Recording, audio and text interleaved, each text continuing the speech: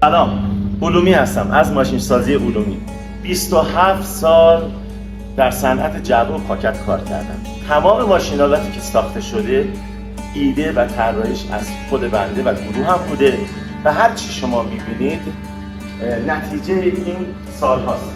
خط توزیع و بسته‌بندی پودر رفشویی است. این خط با دقت بسیار بالا توزیع میکنه و روشی که من ابداع کردم روش استمپی است و نه این روش مشابه خارجی هم نداره.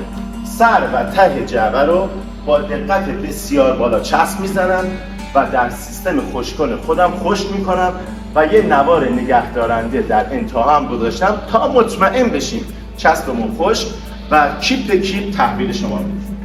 ملاحظه میکنید سیستم توزیع من 8 توزیع هست و روش بسته‌بندی من هم به روش چسب سرده